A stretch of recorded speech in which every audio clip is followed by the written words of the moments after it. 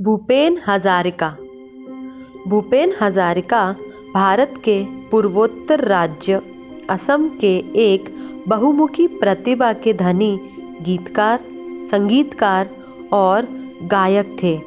इसके अतिरिक्त वे असमिया भाषा के कवि, फिल्म निर्माता, लेखक और असम की संस्कृति और संगीत के अच्छे ज्ञाता भी थे। वे भारत के ऐसे अनोखे कलाकार थे जो अपने गीत खुद लिखते थे, स्वयं ही संगीत तैयार करते थे और फिर स्वयं ही उसे गाते भी थे। भूपेन हजारिका का जन्म 8 सितंबर 1926 को सादिया, असम में हुआ था। हजारिका के पिता का नाम नीलकांत और माता का नाम शांति प्रिया था। उनके पिताजी मूल रूप से असम के शिवसागर जिले के नाजिरा शहर से थे। 10 संतानों में सबसे बड़े हजारिका का संगीत के प्रति गहरा लगाव था। उनका ये लगाव असल में उनकी माता के कारण हुआ।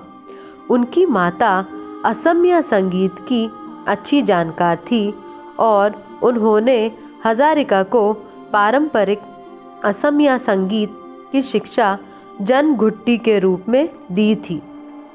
बचपन में ही उन्होंने अपना पहला गीत लिखा और 10 वर्ष की आयु में उसे गाया। इसके अलावा 12 वर्ष की आयु में असमिया चलचित्र की दूसरी फिल्म इंद्रमालती में काम किया।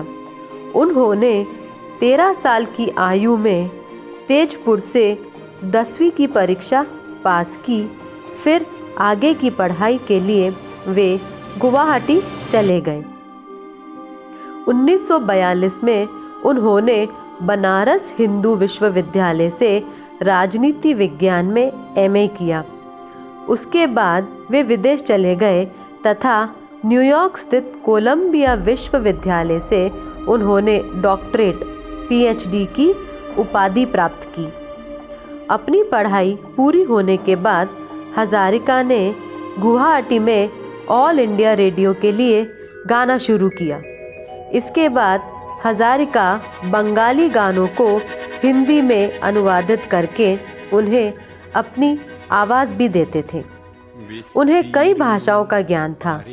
समय के साथ साथ वे मंच पर भी गाने लगे। सन 1950 में उन्होंने प्रियमवदा पटेल से शादी कर ली। फिर 1952 में उनके बेटे तेज हजारिका का जन्म हुआ, मगर पत्नी के साथ ज़्यादा निभाव न हो सका। पैसे की तंगी के कारण पत्नी ने उन्हें छोड़ दिया। उसके बाद हजारिका ने संगीत को ही अपना साथी बना लिया। इस तरह वे अपने संगीत के क्षेत्र में निरंतर आगे बढ़ते रहे। उन्होंने अनेक फिल्मों के लिए गीत गाए।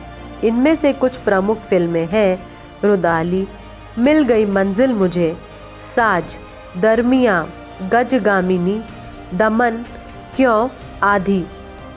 उन्होंने अपने पूरे जीवन में 1000 से ज़्यादा गाने गाए और 15 किताबें लिखी। इनके अलावा उन्होंने स्टार टीवी पर आने वाला सीरियल डॉन को प्रोड्यूस भी किया था। उन्हें अनेक पुरस्कारों से भी सम्मानित किया गया। उन्हें 1975 में राष्ट्रीय पुरस्कार तथा 1998 में सिनेमा जगत के सर्वोच्च पुरस्कार दादा साहब फाल्के पुरस्कार से सम्मानित किया गया। उन्हें 2009 में असोम रत्न तथा 2011 में पद्म भूषण से सम्मानित किया गया। 2019 में इन्हें देश के सर्वोच्च सम्मान भारत रत्न से नवाजा गया। उनका स्वर्गवास 5 नवंबर 2011 को हुआ। असंख्य मानुषेर हाहाकार।